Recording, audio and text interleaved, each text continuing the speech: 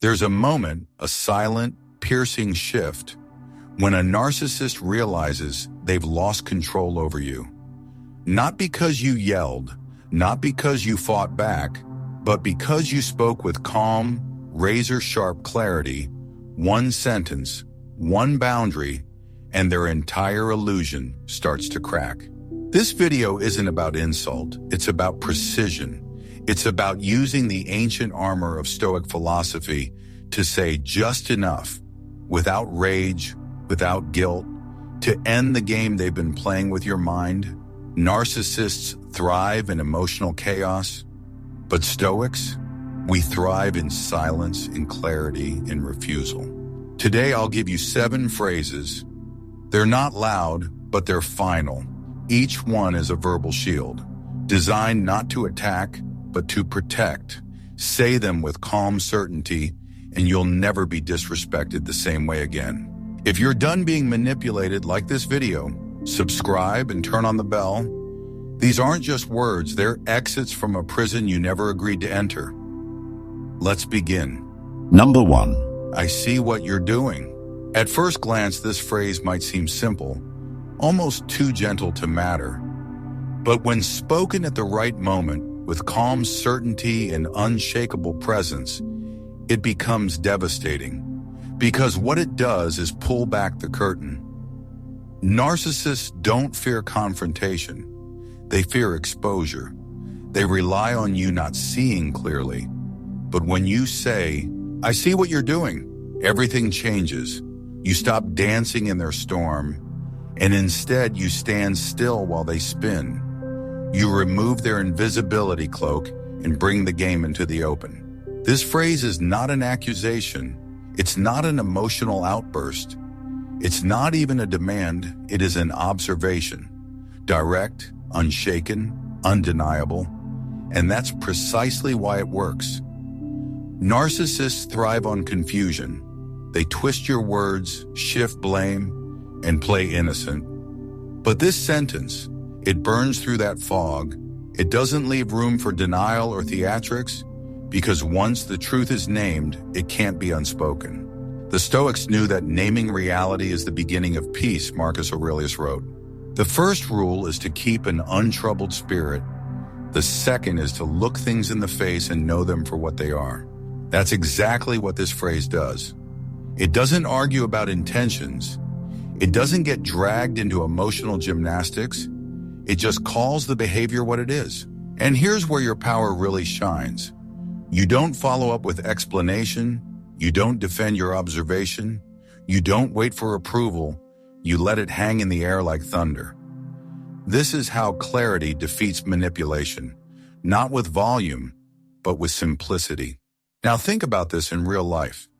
When someone is trying to guilt you into doing something that clearly benefits them but drains you, when they shift the blame and make themselves the victim, when they forget things in ways that always happen to serve their story, just look at them, breathe, then say, I see what you're doing. And then stop, watch the reaction. You'll feel the ground shift. This kind of unflinching clarity was embodied by Eleanor Roosevelt. Despite relentless criticism and emotional pressure from the political elite, she maintained her dignity by refusing to be manipulated. She chose to observe, to understand, and to act on her own values rather than reacting to other people's tactics. She famously said, "No one can make you feel inferior without your consent." And what is "I see what you're doing" if not a quiet refusal to grant that consent? The Stoic principle of prasash, attention, comes into play here. Epictetus taught that our attention is sacred. If we allow it to be stolen by the drama and distortion of others, we lose ourselves. But when we place our attention firmly on what's real, what's present, and what's within our control, we reclaim our lives. This phrase is a form of prososh. It says, I see, I know, and I choose to remain clear. What often follows this phrase is escalation. The narcissist might accuse you of being cold or overly sensitive. They may deny, distract, or even try to flip the script. Let them. That's their pattern. But don't get pulled in. Your power lies in what you don't say. Let your stillness do the talking. This phrase doesn't require the narcissist to change. That's not its job. Its job is to change you, to give you clarity, peace, and the strength to disengage from delusion, to see things for what they are, and to stop explaining your value to someone who only benefits when you forget it. Say it once. Say it slowly. Say it without fear. I see what you're doing.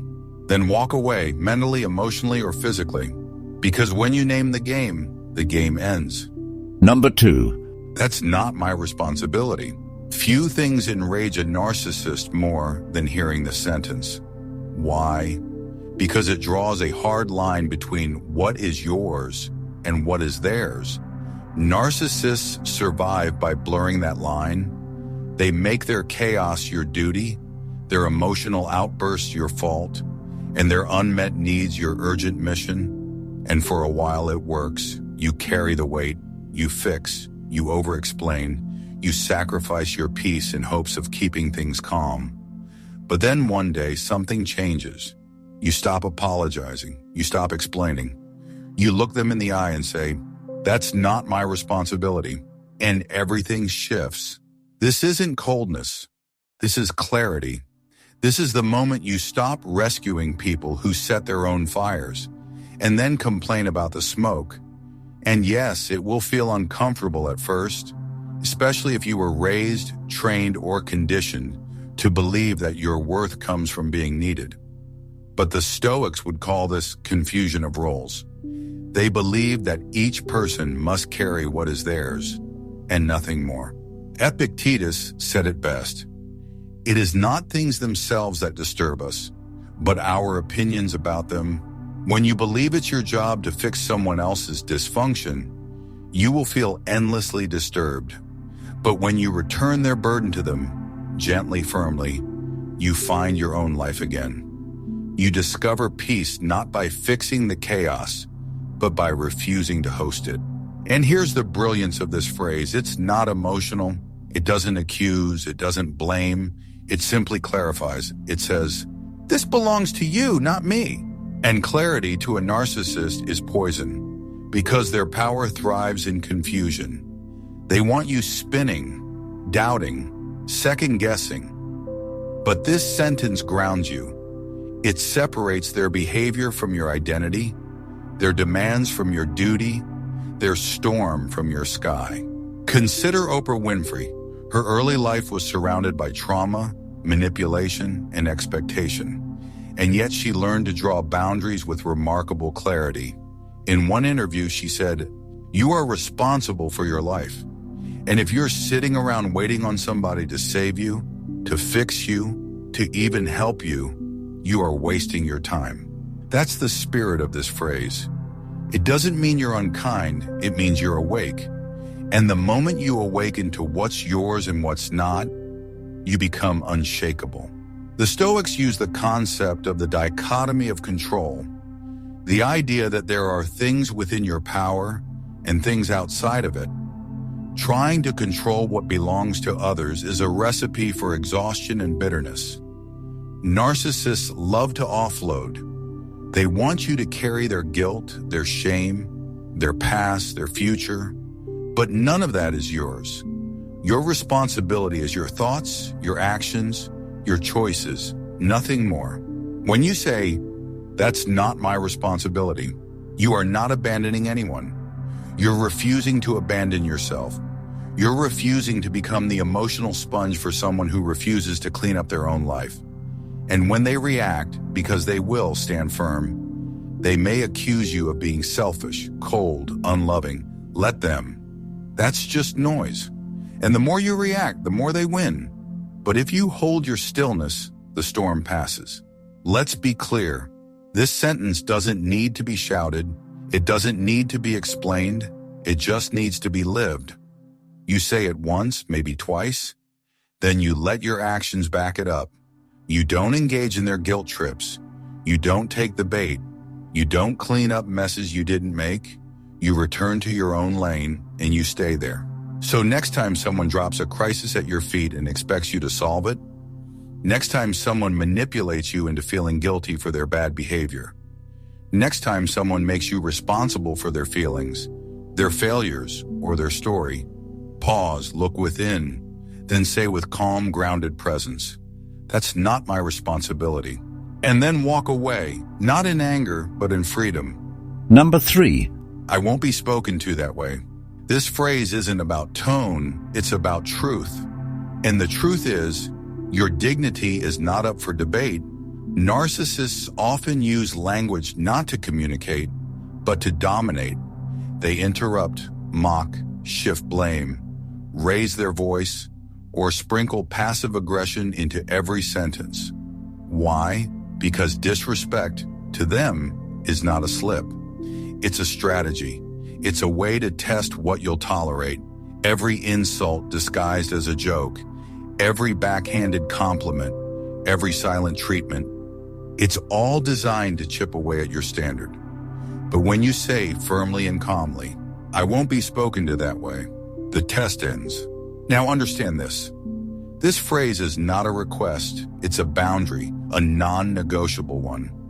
And the reason it's so effective is because it doesn't attack. It withdraws. It doesn't match their energy.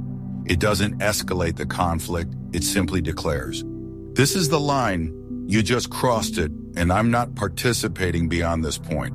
Stoicism teaches us not to control others, but to master ourselves, Marcus Aurelius once wrote. The best revenge is to be unlike him who performed the injury. That applies here perfectly. When someone speaks with disrespect, the most powerful response isn't to raise your voice. It's to raise your standard. You don't mirror their behavior. You don't get pulled into the mud. You simply make it clear. If the conversation lacks basic respect, it's over. One of the best examples of this kind of composure comes from Michelle Obama. During her years under public scrutiny, she endured attacks, slander, and deeply personal insults. But she didn't respond with fury. She responded with poise, she said. "When they go low, we go high." That's what this phrase, "I won't be spoken to that way," is all about. It's not about being passive. It's about choosing grace over chaos. And grace is not weakness. It's restraint with strength behind it. Let's take it deeper. Narcissists often test your limits with subtle disrespect, a slight eye roll, a dismissive tone, talking over you, or playing the victim after they insult you. These tactics are designed to lure you into emotional reaction, because once you react, they've won. But when you stand your ground, not by shouting, but by clearly stating the line, you reverse the power dynamic. "I won't be spoken to that way" works because it's rooted in principle, not emotion. It's not about the specific insult. It's about protecting your internal peace, Epictetus taught. Remember, it is not he who gives abuse or blows who insults, but the view that these things are insulting. This means you define your standard, you decide what you absorb, you determine what enters your emotional space. Now here's what often happens when you use this phrase. They may laugh, they may mock you for being too sensitive. They may try to flip the narrative, but hold your silence. You don't need to explain your standard. You only need to enforce it. Say the phrase once and then remove yourself, mentally or physically. Don't argue about it. Don't apologize for it. Just leave the interaction with your self-respect intact. The most dangerous lie narcissists want you to believe is that respect must be earned, but only by you, that they can speak however they want, and your job is to be understanding. But the truth is, mutual respect is the price of admission to your space. No one, no matter how close, gets to tear you down and stay. So next time the conversation turns sharp, when the words start slicing instead of connecting, when tone becomes a weapon instead of a bridge, pause, look them in the eye, and with calm, grounded certainty say, "I won't be spoken to that way." And then choose distance over drama. Because your peace isn't just precious, it's sacred. Number 4. Your feelings about this are not my problem. To a narcissist, your empathy is not just appreciated, it's essential. It's the fuel they use to keep their manipulation machine running. Your kindness becomes their camouflage. Your guilt becomes their hook, and your instinct to keep the peace. That's the rope they pull until you're tied up in their chaos. But this phrase, "Your feelings about this are not my problem," severs that rope. It doesn't deny emotion, it denies emotional blackmail. This is not about being unkind, it's about being clear. There's a massive difference between compassion and codependency, and narcissists thrive when you can't tell the difference. They weaponize not just anger, but vulnerability, their sadness, their silence, their guilt trips. It's all performance, not to heal, but to control. When you use this phrase calmly and confidently, you're not abandoning them. You're abandoning the illusion that you're responsible for their emotional weather. Now, Stoicism tells us that our power begins where illusion ends, Marcus Aurelius wrote. If you are distressed by anything external, the pain is not due to the thing itself, but to your estimate of it. And this you have the power to revoke at any moment. That's what this phrase is, a revocation. You are revoking the false belief that other people's feelings define your worth or dictate your actions. This is not detachment out of apathy. It is detachment as discipline, a spiritual discipline to protect your clarity. You can be present without being consumed. You can be caring without becoming their container, and you can recognize pain in someone else without agreeing to host it. This is the beauty of Stoic compassion. It doesn't require you to bleed for someone who cut themselves. It requires only that you stay anchored in what is yours to carry, and no more. Let's take Brené Brown as a real-world example. Though not a Stoic philosopher, her work on boundaries mirrors the deepest truths of Stoicism. She once said, "Daring to set boundaries is about having the courage to love ourselves, even when we risk disappointing others." Narcissists count on your fear of disappointment. They want you to panic at the thought of being seen as cruel. But Stoicism teaches that peace is not found in approval. It's found in alignment. Expect resistance when you say, "Your feelings about this are not my problem." The narcissist may escalate. Tears, accusations, silence. All of it may come rushing forward, but don't flinch. Let them feel. Let them rage. Let them confront their own reflection without your emotional labor as a distraction. That's their work to do, not yours. Seneca wrote, "No man is more unhappy than he who never faces adversity, for he is not permitted to prove himself." When you step back and let others deal with the consequences of their actions, you're not being cold. You're giving them the dignity of their own growth. Whether they use it or not is not your burden to carry. You are allowed to protect your energy without guilt. This phrase also liberates your energy. Think of the hours you've spent managing someone else's emotions, tiptoeing, calming, translating, rescuing.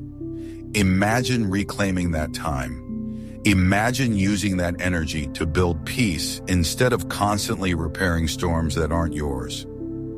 That's the silent power of this boundary. It doesn't just protect you, it restores you, and it teaches you that love without self-respect is not love, it's erosion.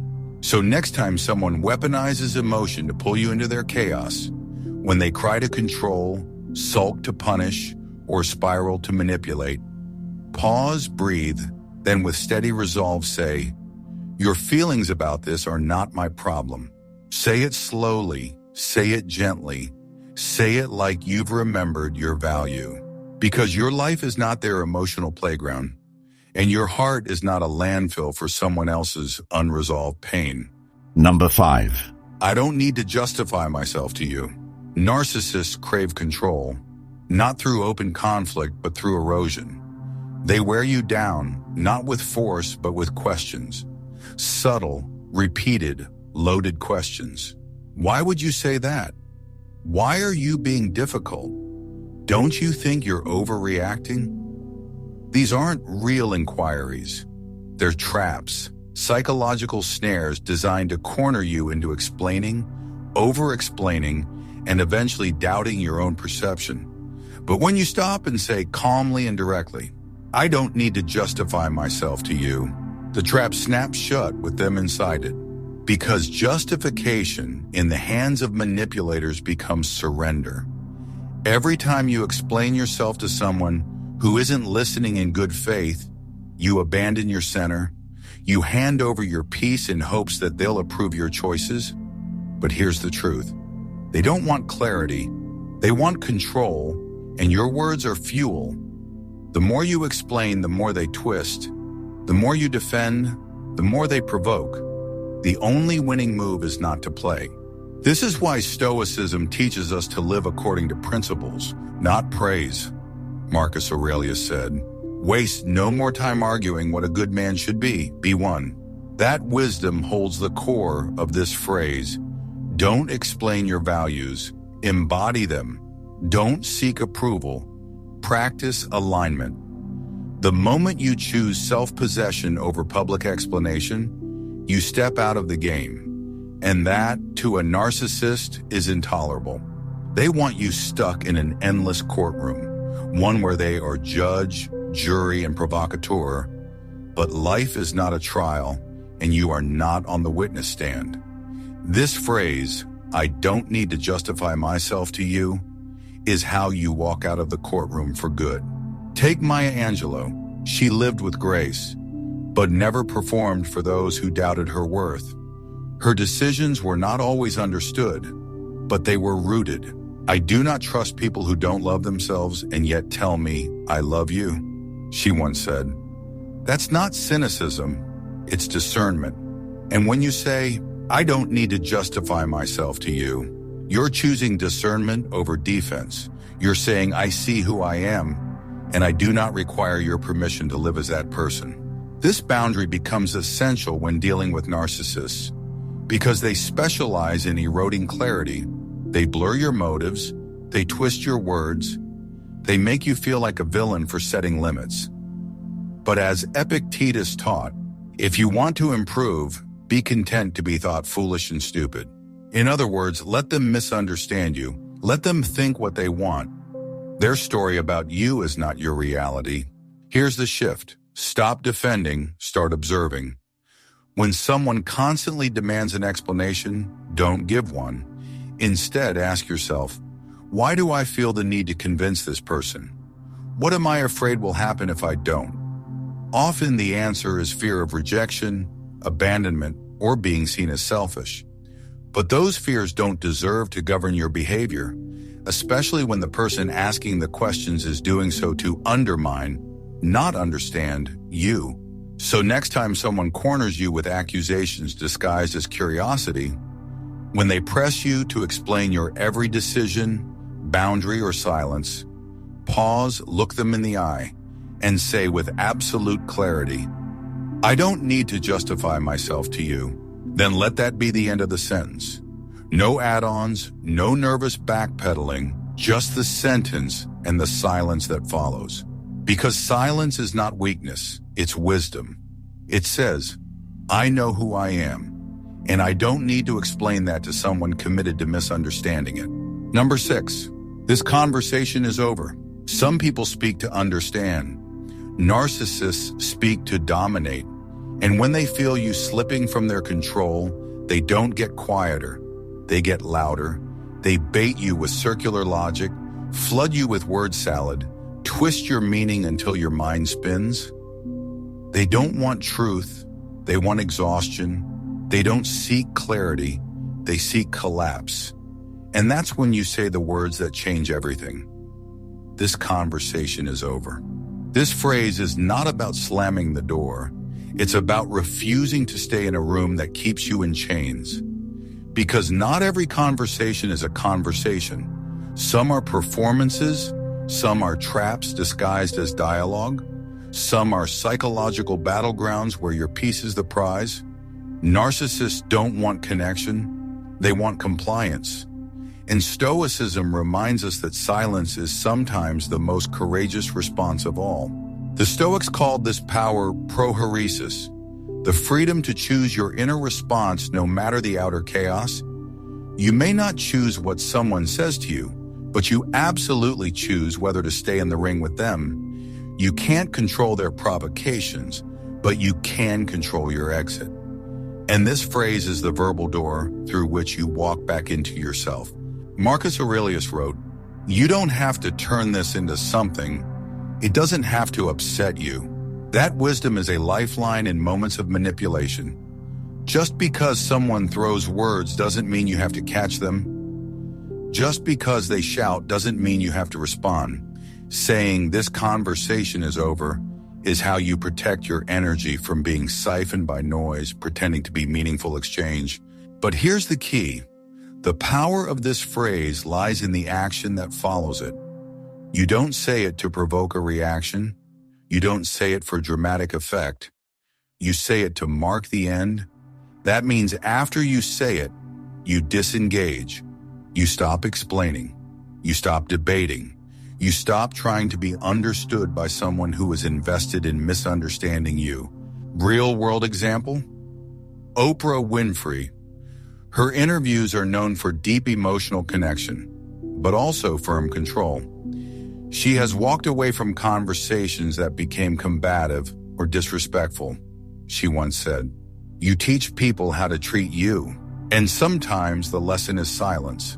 Sometimes the lesson is distance. Sometimes the most powerful thing you can say is, no more." This conversation is over is not an insult. It's a declaration of worth. Especially when you've tried to reason and been met with deflection. Stoicism reminds us that engagement is optional, Seneca said. "What progress have I made? I have begun to be a friend to myself." Ending a toxic conversation is one of the highest forms of self-friendship. It means choosing mental health over chaos. It means honoring your limits over their demands. Of course, a narcissist will resist this. They'll mock you, accuse you of running, call you afraid or unreasonable. But understand, they're not upset because you ended the conversation. They're upset because you ended their control over the narrative. You refuse to keep playing the role they wrote for you. That is your liberation, and their discomfort is proof. You don't have to fight to end the fight. You just have to exit the arena quietly, with certainty, and without apology. So next time a conversation becomes a loop of confusion, when their words are more about control than connection, when your voice is being drowned out, not heard, pause, breathe, and say it with the calm power of someone who has nothing left to explain. This conversation is over. Then leave, not in anger but in alignment. Because your peace is not a debate, it's a decision. Number 7, I'm not interested in your opinion of me. This phrase is the death blow to a narcissist's illusion of control, not because it's cruel, but because it's indifferent. Narcissists thrive on reaction. They push buttons, not to understand you, but to see if they still can. The moment you stop flinching, justifying, or defending yourself, they begin to panic, not outwardly, but internally, because their power was never in who they were. It was in how much they could get you to care. I'm not interested in your opinion of me sounds simple, but underneath it is a profound detachment. It says, I no longer seek your validation. I no longer fear your judgment, and I no longer place my self-worth in your hands. To the narcissist, this is betrayal, because in their world, their opinion is law, and your identity is supposed to orbit around it. But in your world, the Stoic world, it's just noise, background static in a life directed by internal virtue. Epictetus put it this way, if you want to improve, be content to be thought foolish and stupid. That line offends the ego, but it liberates the soul. You cannot grow while being addicted to being perceived as right, good, admirable, or agreeable, especially by people who distort those labels at will. So when you say, I'm not interested in your opinion of me, you're not just rejecting their insult, you're stepping outside their system entirely. Let's look at someone who embodied this, Alan Watts. Though not a Stoic by tradition, understood the futility of chasing approval, he once said. You're under no obligation to be the same person you were 5 minutes ago. Narcissists hate this. They want to define you, freeze you, trap you in an old version of yourself that benefits them. But this phrase says, I evolve, I change. I don't need your permission to outgrow your story about me. Here's why this matters. The narcissist needs you to care. That's how they manipulate. That's how they gaslight, provoke, guilt, and charm. They test your reactions constantly, not because they want closeness, but because your reactivity is proof that they still have influence. But when you stop explaining, when you stop performing, when you say, your opinion of me is irrelevant to my character, their grip slips. And no, you don't have to say this phrase with venom. You don't have to say it to their face at all. Sometimes the most powerful use of it is internal, a silent mantra that reshapes the way you carry yourself, that stops the ruminating, that silences the replay of their voice in your head long after they've gone. The Stoics taught us that the only opinion that truly matters is that of our own soul. Marcus Aurelius asked, am I doing what I was born to do? Not. Do they approve of me? Not. Do they understand my choices? But simply, am I aligned with my nature? And when the answer is yes, then everything else becomes secondary, if not irrelevant. Now, you'll likely be told that this phrase is arrogant, that it's defensive, that it's a sign of weakness. Let them talk. Narcissists frame confidence as cruelty because it means their tactics don't work anymore. But Stoic strength is not about being emotionless. It's about choosing which emotions deserve to stay. And shame, fear, and obligation born from someone else's broken perception, they don't get to stay. So the next time someone tries to shame you into compliance, when they criticize your boundaries, mock your growth, or question your worth, don't defend, don't react, just pause, and whether silently or out loud say, I'm not interested in your opinion of me. Say it with calm, with finality, with freedom. Because the moment you stop caring what a manipulator thinks of you, you stop being manipulated. The moment you stop justifying, explaining, or absorbing other people's chaos, you begin to reclaim your life. These phrases are not about power over others. They're about power within yourself. They are verbal boundaries wrapped in truth. And when spoken with calm certainty, they dismantle manipulation without ever raising your voice. Remember, Stoicism isn't about being emotionless. It's about being unshakable. It's about choosing clarity over chaos, silence over argument, peace over performance. If any of these phrases spoke to something deep inside you, if you felt a shift, even a small one, that's your inner wisdom waking up. Don't ignore it, honor it. And if you're ready to protect your peace and speak with strength, make sure you like this video, subscribe to the channel, and turn on the bell. The war is not out there, it's within. And your first victory is choosing what you will no longer tolerate. Stay grounded, stay sovereign, stay free.